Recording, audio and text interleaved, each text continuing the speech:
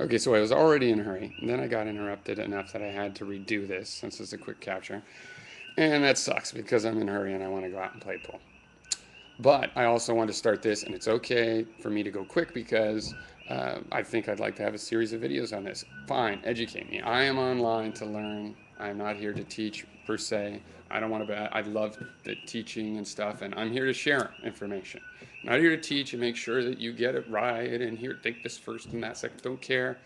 I'll start in the middle of a topic, whatever. I mean, but I'm willing to share information. That's good enough. I don't feel bad about the teaching thing. I'm not here to teach. I'm not here to claim to teach. But I am here to learn, collect ideas, both just because they're interesting and also once they improve me. And I admit all the time that I've been well informed by people's responses. They give me a new argument.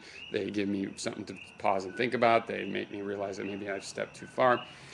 On the other hand, I step kind of carefully. So it's usually if I have stepped too far, I probably have said, oh, this maybe is a step too far, but what do you think of this idea? And people give me feedback before I really, take that step.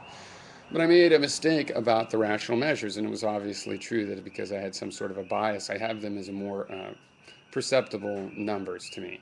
And they are actual numbers, whereas all these irrational things are defined with limits, and there's something else than a number. But maybe regular numbers, even like whole numbers, should be expressed as limits or whatever. So I don't know. So tell me, because I got robbed by it seeing right away in the comments. It's obvious that you could use geometry to make an irrational measure on an idealized measuring stick.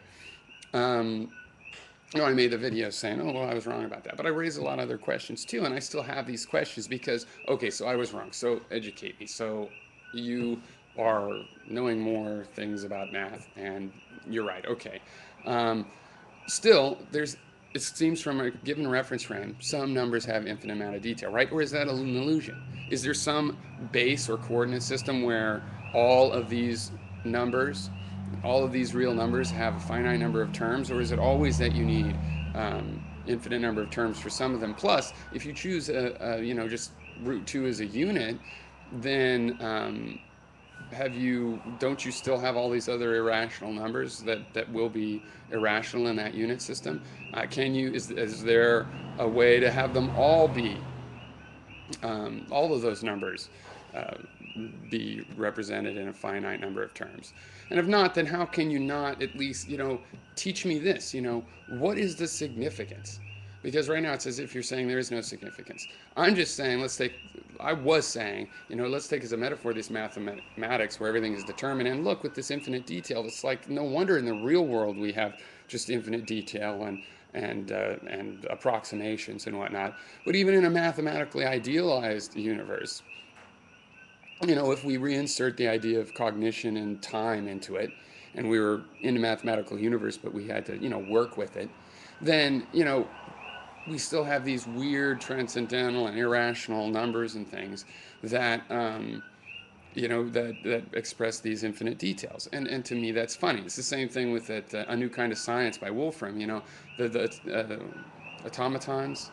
Is that what they are? And they generate these very regular rules, generate seemingly random patterns. That's fascinating. That the one comes from another. That's one of the deepest questions.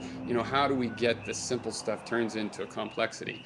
And if we were to find that, okay, oh yeah, the universe really is pretty mathematical, and turns out that there's a complexity that sort of implies cognition.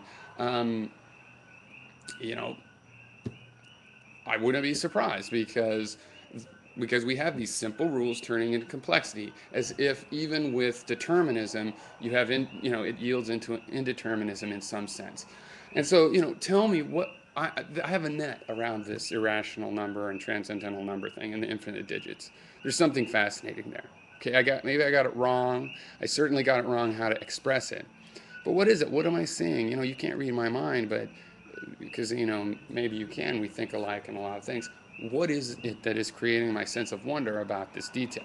Why, as well, am I totally just projecting that there seems to be some relationship to relativism and skepticism insofar as, yeah, you choose your frame of reference and then you get all these irrational numbers. You choose a different frame of reference, okay. You choose log space, and different things become irrational or become infinitely detailed. So, fine. What does that mean? That there's this effect of relativism, there's this effect of more detail than you could ever keep track of. I mean, that's basically it, right? How much detail is there in, um, square root of 2? It's infinite. There's infinite detail in it. Am I wrong? Okay, educate me.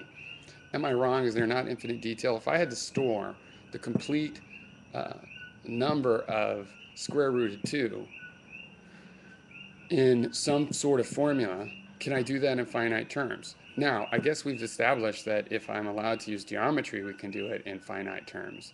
Um, so maybe that's what, tell me, is that what I'm missing or need to get? I don't know.